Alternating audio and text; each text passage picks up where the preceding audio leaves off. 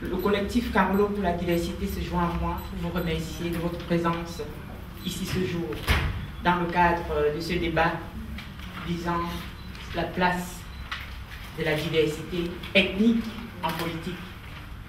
Dans ce collectif Carolo pour la diversité, on retrouve des lesbies, des nomades, l'Europe Belgium Diversity, l'Afrique en livre, le collectif des femmes africaines ENO, ainsi que plusieurs partenaires qui sont ici présents dans la salle.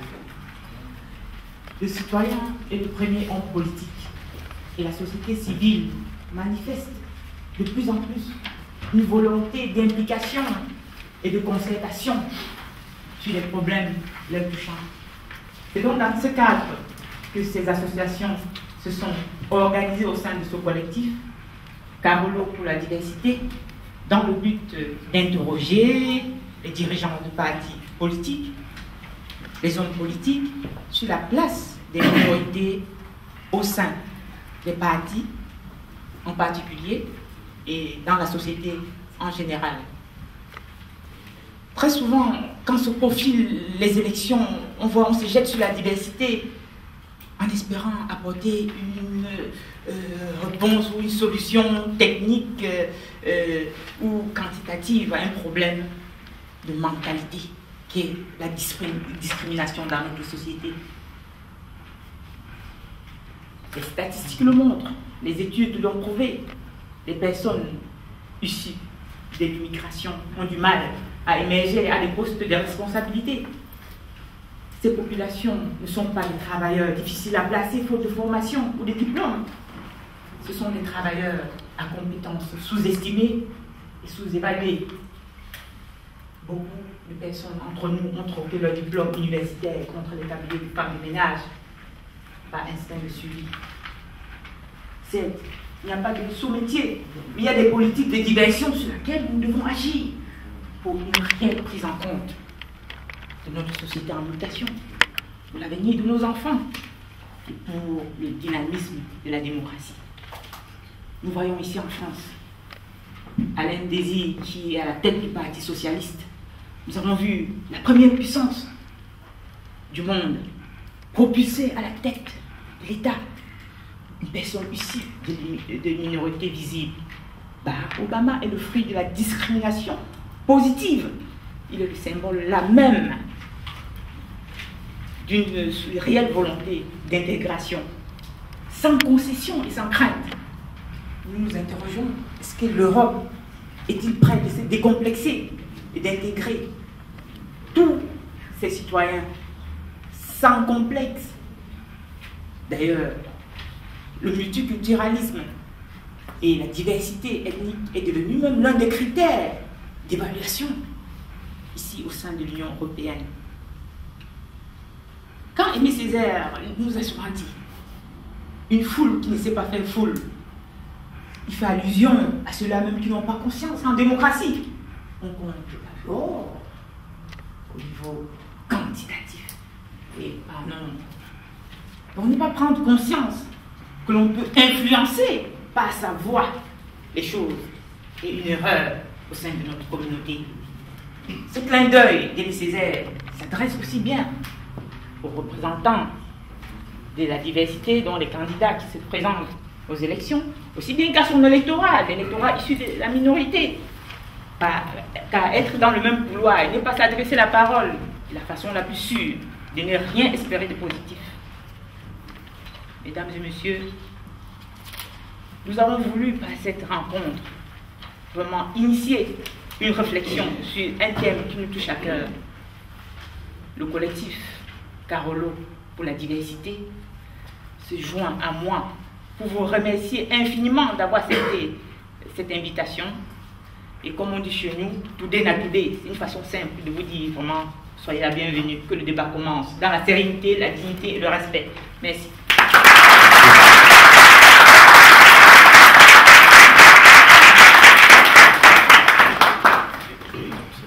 Annette, merci pour ton mot de bienvenue et cette introduction. Avant de passer la parole à Maximilien, qui fait également partie du collectif Carolo pour la diversité, je souhaiterais juste souligner une modalité pratique. Pour les questions à venir, nous allons faire, je ne sais pas si c'est déjà fait, mais nous allons faire circuler des fiches sur lesquelles on vous invite à inscrire là où les questions que vous souhaiterez voir posées par après. Ces fiches me seront amenées sur la table et par après nous allons désigner les questions et donc les personnes qui pourront les poser à ce moment. Donc j'invite Maximilien Imania du collectif Carolo à nous dire un mot sur un baromètre qui est paru très récemment, il y a juste quelques semaines. Il a été publié par le Centre pour l'égalité. Il concerne effectivement la place de la diversité dans notre société. C'est un tout premier baromètre. Maximilien, pour la parole. Merci. Mesdames et messieurs, bon après-midi. Excusez un peu ma voix cassée, j'attrape toutefois. Alors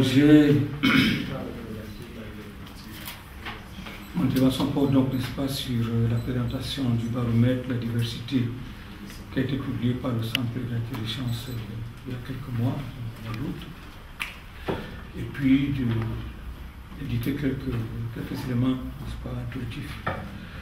Avant de parler du baromètre, j'aimerais quand même revenir un peu globalement sur les problématiques qui concernent aujourd'hui et indiquer les raisons pour lesquelles les populations d'origine étrangère, subsahariennes en particulier, doivent se mobiliser davantage sur cette problématique. La première indication, c'est que la question de la diversité, telle qu'abordée dans la plupart des pays depuis pratiquement 15 ou 20 ans aujourd'hui, accorde un accent particulier sur la diversité liée au sexe, égalité homme-femme, orientation sexuelle, les questions d'homophobie, et handicap, et j'en passe. Mais sur la question de la diversité ethnique elle-même, il y a très peu de propositions, de recommandations, ou du moins ces propositions de recommandations ne sont pas suivies souvent des faits. Alors on constate qu'il y a une sorte de confusion lorsqu'on aborde cette problématique-là, confusion entre le racisme, les zones difficiles, les banlieues, etc. On note que depuis une vingtaine d'années, la législation a évolué, que ce soit au niveau européen ou au niveau des différents pays européens. Cette législation a mis en place des actions positives, c'est-à-dire qu'on suggère la mise en place de dispositifs correctifs, n'est-ce pas, de ces inégalités-là. La Belgique a donc suivi le pas, il est même allé très loin puisque c'est l'un des pays qui a, dans cette démarche, n'est-ce pas, pour combattre la discrimination, introduit le droit de vote au niveau local, ce qui n'est pas le cas de certains pays comme la France. Donc, sur ce plan-là, la Belgique a effectivement transposé la législation, introduit le droit de vote, mais par rapport à la discrimination ethnique, toutes les études depuis 1995 pour la Belgique, 2007 la France, démontrent que la discrimination liée à l'origine reste le premier facteur de discrimination. Toutes les études. Et ce phénomène va de plus en plus croissant. Et le baromètre que nous allons examiner me dit autre chose. Et d'ailleurs, il est même très inquiétant.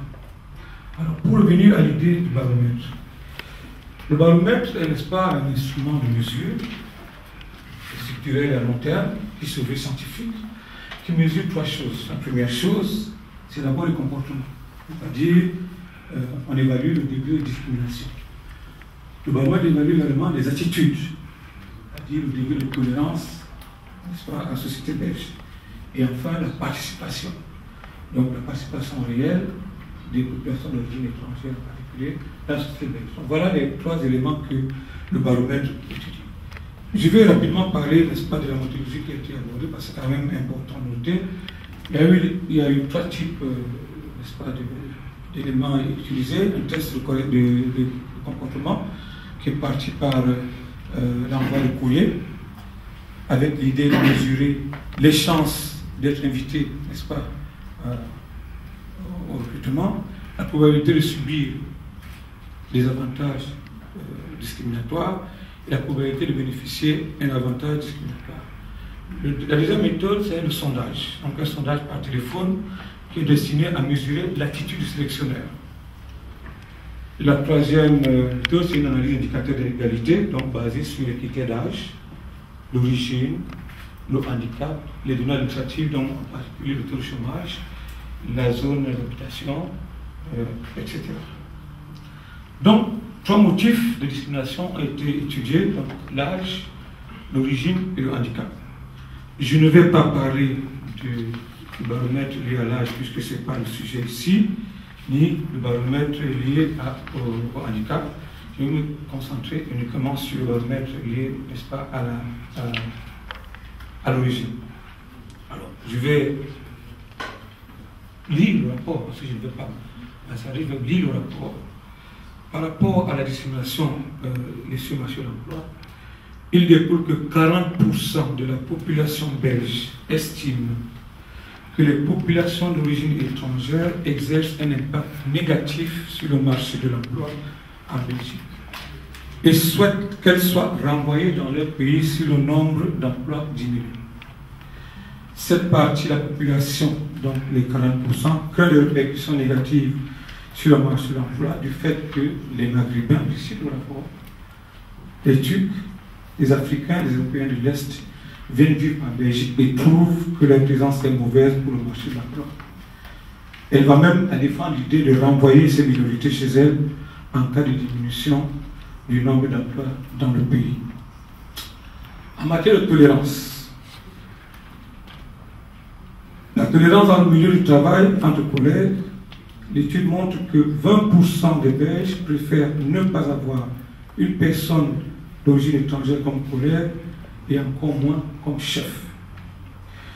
Une personne d'origine étrangère, puisqu'elles ont été interviewées, une personne d'origine étrangère, surpoids, estime que ses collègues belges acceptent difficilement qu'elle fasse carrière dans l'entreprise. Ce rapport souligne également que 75% des personnes d'origine étrangère interrogées disent avoir été victimes de discrimination au moins une fois durant leur recherche d'emploi. 20% donc, sont étant d'origine marocaine. 10% des responsables des ressources humaines interrogés dans le cadre de cette enquête affirment que l'origine du candidat exerce une influence sur la sélection finale et 5% indiquent que la couleur de peau intervient également. Et ce, après l'invitation à un premier entretien. C'est rapidement les éléments de ce rapport que j'ai donné. Et les conclusions, toujours relatives à la question de la diversité, sont les suivantes. Donc, un grand nombre d'entreprises n'investissent pas dans la professionnalisation du recrutement, la diversité, ni dans les procédures de sélection objectives et standardisées. La réussite d'une politique de diversité dépend trop souvent de quelques individus. Il faut miser sur l'adhésion de l'ensemble du personnel. Et une minorité des employeurs sont au courant des mesures et moyens mis à disposition par le public. Les recommandations, toujours du rapport. Les employeurs et les syndicats pourraient mener une réflexion et dialogue sur les normes et valeurs de travail en questionnant les stéréotypes et les préjugés. La lutte contre les discriminations doit être abordée de manière proactive, par exemple par le biais de la dénonciation de discrimination souple, avec un rôle plus prononcé de la personne de confiance et de conseil en prévention. Et vous dites que je ne comprends pas tout bien tout ça, c'est ce qui est clair dans le rapport. Aucune politique de diversité n'est envisageable sans une clause de non-discrimination explicite soutenue par tous les membres du cadre. Les entreprises et organisations pourraient plus faire appel aux filières formelles de recrutement ou alors les filières spécifiques de groupes ciblés qui sont à leur disposition. La politique de recrutement et de sélection des PME en vue de la professionnalisation devait être, n'est-ce pas, faire l'objet d'une réflexion. Les entreprises et organisations devaient investir dans une politique de diversité en vue de favoriser un engagement durable du travail. C'est les recommandations du rapport. Alors, qu'est-ce que je peux dire en conclusion de manière générale? Deux choses. Il y a eu énormément de législation, que ce soit au niveau européen ou au niveau fédéral, et même régional. J'ai listé, il y a au moins 30 textes et règlements, il y en a au moins 30 qui ont été pris depuis. Donc, pour dire tout simplement que, on ne gouverne pas la société par décret, disait le sociologue Michel Crozier. Donc, malgré toute la législation, les pratiques n'ont pas évolué. Les plans d'université qui ont également été mis en place n'ont très peu d'impact sur l'emploi, certainement peut-être dans l'organisation interne des entreprises, et qu'il est certainement temps de changer de pôle, de sortir des politiques de prévention, de sensibilisation, et d'aller peut-être vers d'autres politiques qui sont peut-être des politiques beaucoup plus répressives. Et ces politiques répressives ne pourront se mettre en place que si les associations de victimes en particulier font suffisamment de pression sur les politiques, parce qu'on a constaté, et le rapport demande encore, qu'on est resté assez souvent sur la volonté, sur des mesures très très volontaristes et qui ne produisent pas les effets lorsqu'il est question de la diversité liée à l'origine. Je vous remercie.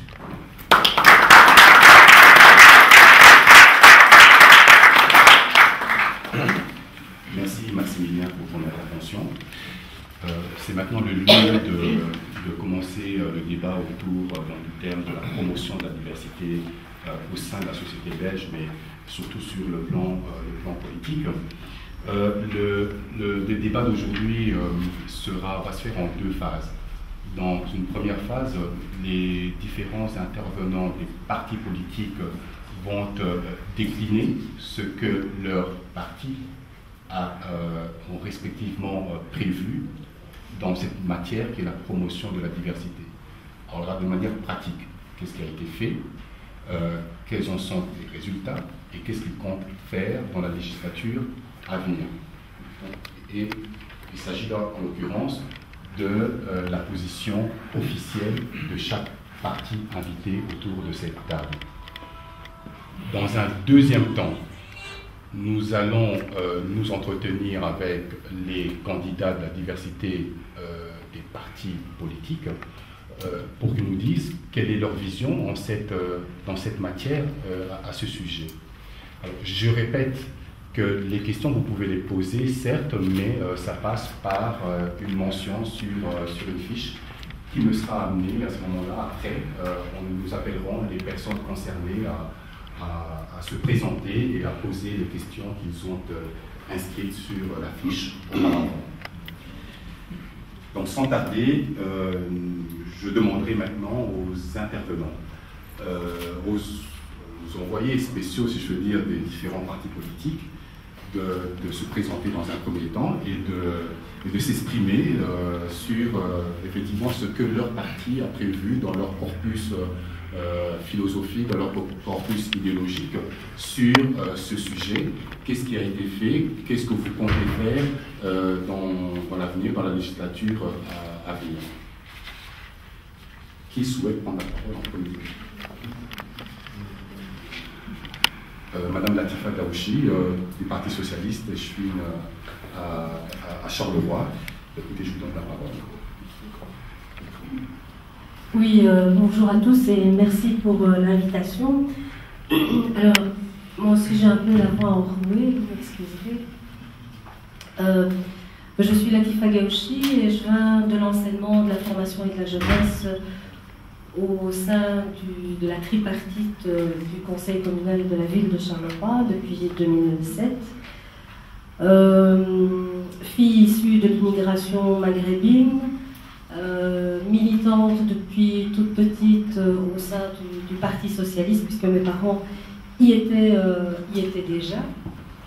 Et très très très jeune, j'ai été confrontée à ce que je reflétais aux yeux des autres, c'est-à-dire une petite immigrée.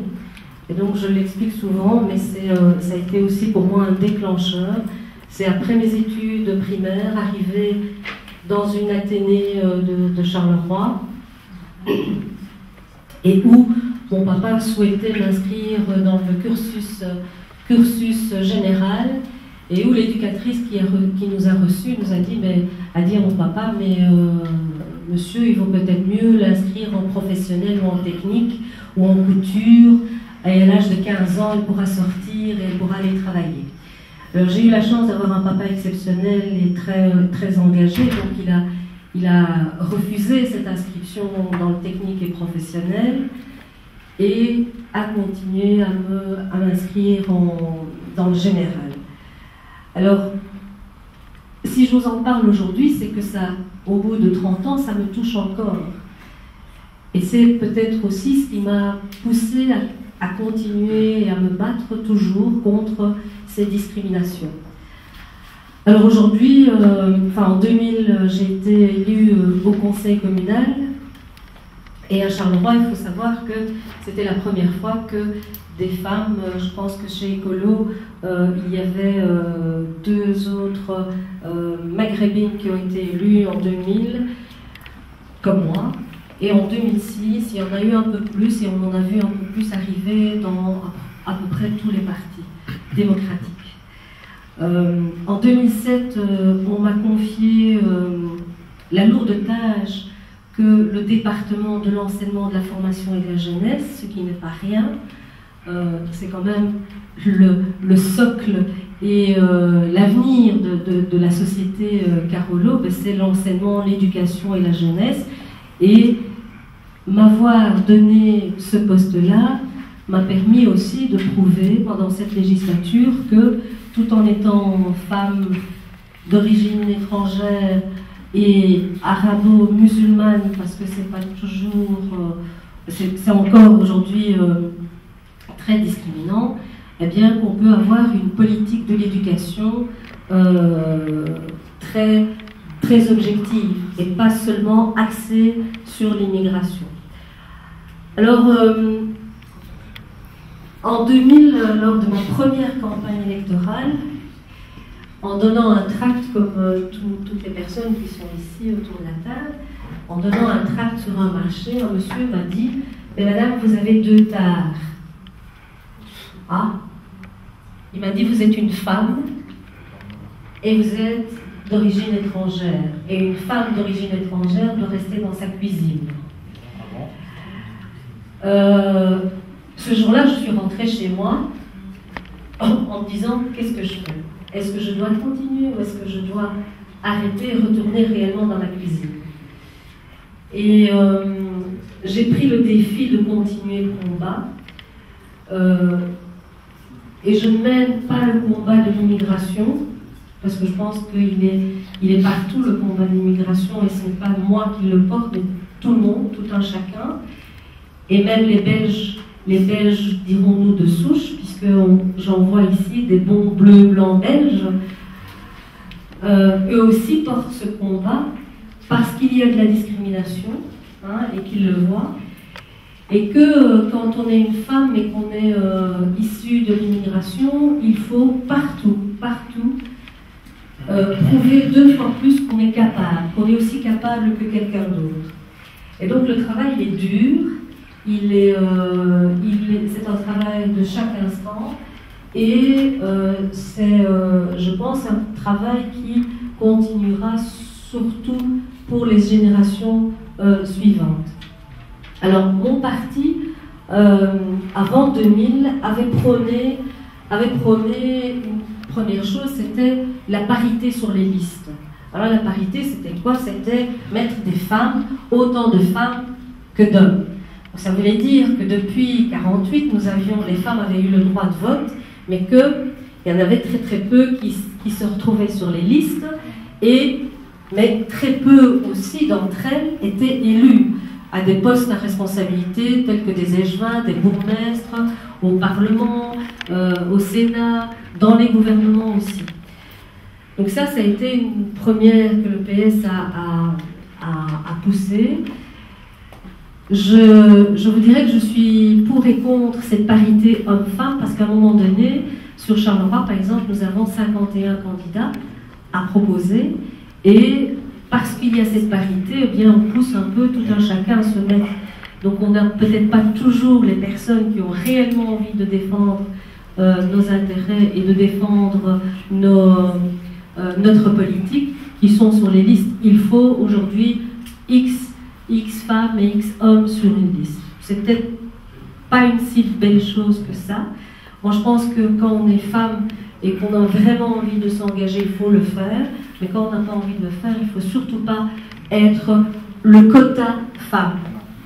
Alors en 2000, beaucoup m'ont dit, oui, mais tu es sur la liste PS, ce qu'on appelle le quota, l'arabe de service sur la liste.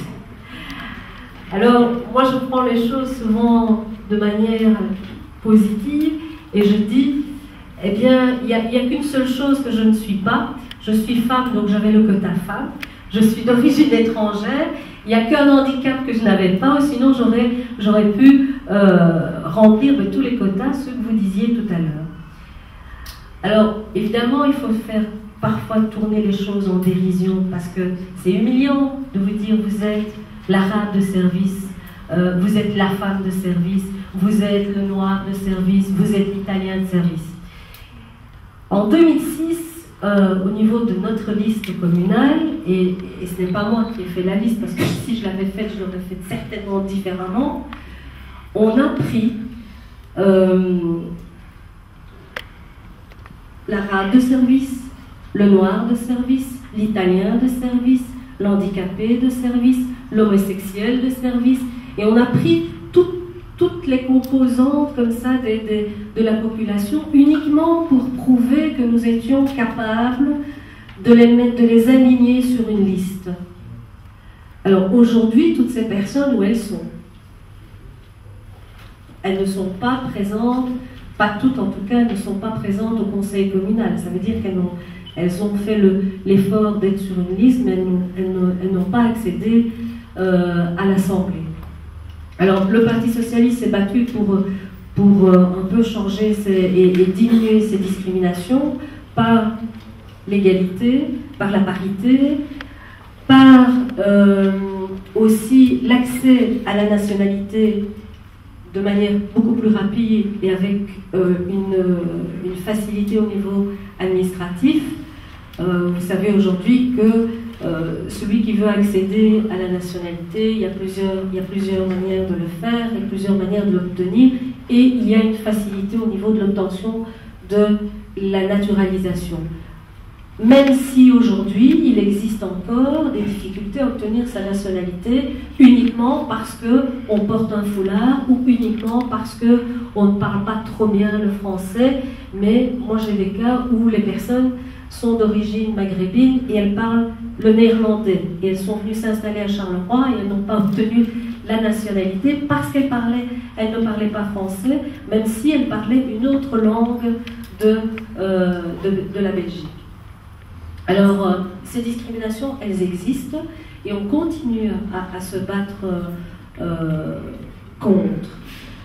Alors, accéder en 2007 à cet EJUINA, je vous assure qu'au niveau de l'administration de la ville de Charleroi, c'est pas facile.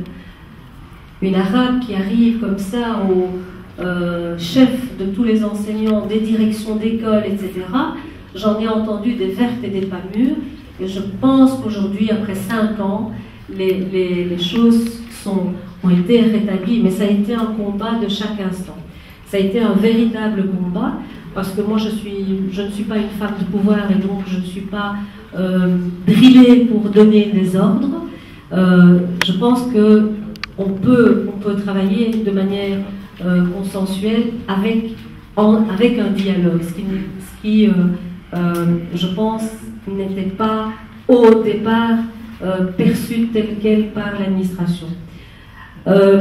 Lorsque vous êtes à la tête d'un département aussi important que celui-là et aussi difficile que celui-là, parce que vous avez quand même 33 000 élèves et plus de 3 000 enseignants sous vos responsabilités, il est important de se faire entourer d'une équipe. Alors, entourer d'une équipe, ça ne veut pas dire parce que je suis arabe, que je me suis fait entourer que d'arabes ou que de femmes. J'ai la chance d'avoir dans mes équipes des gens qui viennent de la communauté française et qui sont des préfets, et donc avec beaucoup de respect l'un pour l'autre. J'ai un chef de cabinet qui est un laïc convaincu, qui est préfet des préfets de la zone 10 et qui me traite toujours de bourreau du petit peuple, puisqu'il se considère lui comme petit peuple, alors que c'est une éminence importante au niveau de la communauté française, qui travaille à mes côtés au quotidien et qui a effectivement souvent vu que même si on fait le même boulot que quelqu'un d'autre, il y a toujours ce qu'il appelle lui et moi, ce que nous appelons le délit de faciès. Vous êtes toujours confronté à votre identité, même si vous, à un moment donné, vous l'oubliez, vous vous mettez au service du citoyen. Et donc, le délit de faciès, il existe encore. Alors, au sein de l'administration de la ville de Charleroi, et pour maintenant y avoir passé 5 années au collège, eh bien, il y a de la discrimination à l'embauche, il y a de la discrimination à l'emploi, et quoi qu'il arrive, de toute façon, après le 14 octobre, je m'engage à travailler sur ce dossier qui n'était pas un de mes dossiers au départ, mais aujourd'hui je me rends compte que, effectivement, avoir un poste à responsabilité aujourd'hui à la ville de Charleroi pour un immigré, c'est très difficile. On en a quelques-uns, mais on a d'autres personnes qui pourraient accéder à des postes à responsabilité et qui ne le sont pas. Donc je pense que ça doit être un combat pour le futur conseil communal.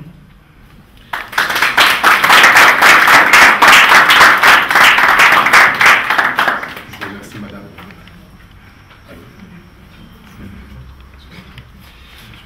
Je vous remercie madame Gabouchi. Vous êtes échevine à la ville de Charleroi. Et vous avez comme compétence l'enseignement, comme vous le rappelez, c'est une compétence cardinale, extrêmement importante pour notre ville de Charleroi. Un deuxième intervenant pour un autre parti politique. Voilà. Donc je passe la parole à M. Germain Moukemangango, c'est ça, pour le PTB. Hein. Voilà. Donc vous êtes à la gauche, madame Gabouchi. Ah ouais, à la gauche.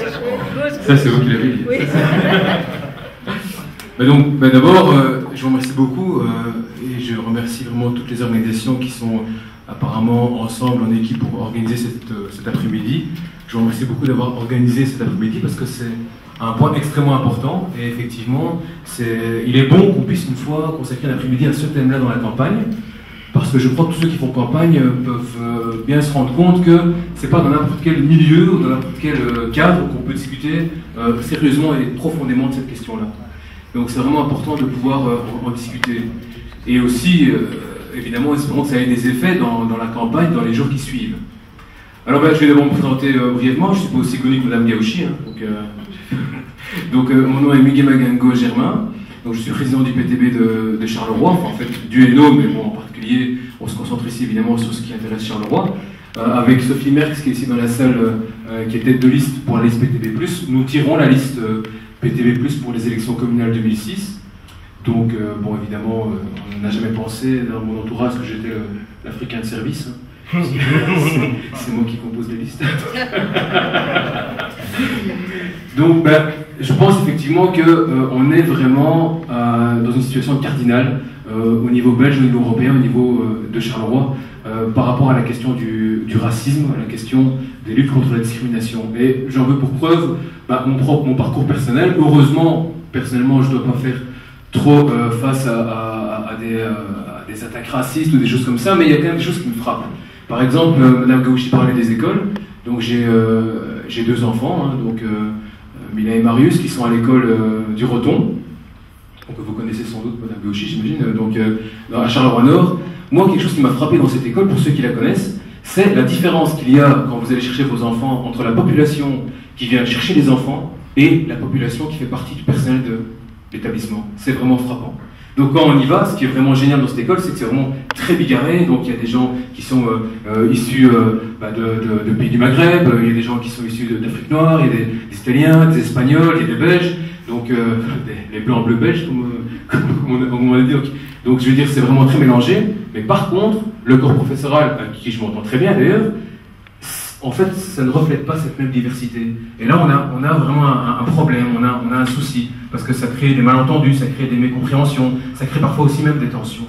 Donc ça, c'est un point extrêmement important. Donc moi, j'ai lu avec attention le document que Maximine et Magna nous a envoyé avec l'invitation, donc le rapport dont il a parlé, qui porte finalement sur le jugement de la situation par le Centre de l'égalité des chances, qui finalement dit la même chose que les rapports qu'on peut lire au niveau de la Commission européenne de lutte contre le racisme et l'intolérance. Finalement, il dit quoi ce rapport? Il dit, nous sommes en temps de crise, et ce qu'on constate, c'est qu'en temps de crise, le racisme il augmente, les discriminations elles augmentent, et pour différentes raisons. Il y a des raisons qui nous regardent au niveau communal, puis des raisons plus globales. Une raison, par exemple, c'est que la Belgique, qui a beaucoup d'efforts encore à faire sur la question, il y a des choses qui vont bien et des choses qui vont moins bien, la Belgique est un de ces pays qui ne participe pas assez à la collecte des données concernant les plaintes liées au racisme. Donc si on veut qu'une commission européenne fonctionne pour lutter contre le racisme, la xénophobie et l'intolérance, il faut des données. Mais en Belgique, il y a trop peu de données. Donc il y a trop peu l'attitude d'écouter les plaintes et de finalement s'en faire lutter contre les situations qui créent ces plaintes et surtout les rapporter au niveau international. Ça c'est un point. L'autre point qui nous regarde tout à fait à Charleroi, c'est que ce qui me frappe moi, c'est que dans une certaine mesure, les autorités publiques sont en partie responsables de certaines tensions raciales qu'on peut voir à Charleroi ou ailleurs. Mais comment? En fait, les autorités publiques créent la pénurie dans des domaines importants, que sont l'emploi et le logement. Et évidemment, ça donne à penser à certains que si j'ai pas cet emploi ou si j'ai pas ce logement, c'est à cause des étrangers qui l'ont plus vite que moi. Donc moi, je rencontre au marché des gens qui sont persuadés que si on est étranger, on a un logement social plus rapidement. Donc c'est frappant. Donc, je travaille dans une maison médicale, la maison médicale de Marcinelle, qui a été créée par le PTB voici 10 ans, 15 ans je pense. Ça fait longtemps. Et ben donc, à la maison médicale de Marcinelle, moi je dois réexpliquer régulièrement à des patients le système à point. Le système qui fait que si vous avez un logement, c'est parce que madame elle était seule avec son enfant, donc elle a plus de points, monsieur lui il est tout seul, donc il a moins de points, etc. Je dois leur réexpliquer ça parce qu'eux sont convaincus. Ah mais non, il est arabe, il a plein de familles, plein d'enfants, c'est pour ça qu'il y a le logement, c'est plus facile. En plus, depuis que celui qui dirige la Carolo a aussi un nom en conscience arabe, là c'est clair, pour expliquer aux gens que c'est pas pour ça que les arabes ont un logement plus rapide, de manière plus rapide, c'est très compliqué. Et donc, il y a là vraiment un recul assez important à ce niveau-là. Et donc, pourquoi je parle de pénurie créée? C'était le Doux Paradis pour l'Asbel Téléspi, Solidarité Paradisiaque Internationale. J'ai besoin d'un peu d'amour. J'ai besoin d'un peu d'amour. J'ai besoin d'un peu d'amour. J'ai besoin d'un peu d'amour. J'ai besoin d'un peu d'amour. J'ai besoin d'un peu d'amour. J'ai besoin d'un peu d'amour. J'ai besoin d'un peu d'amour. J'ai besoin d'un peu d'amour. J'ai besoin d'un peu d'amour. J'ai besoin d'un peu d'amour. J'ai besoin d'un peu d'amour. J'ai besoin d'un peu d'amour. J'ai besoin d'un peu d'amour. J'ai besoin d'un peu d'amour.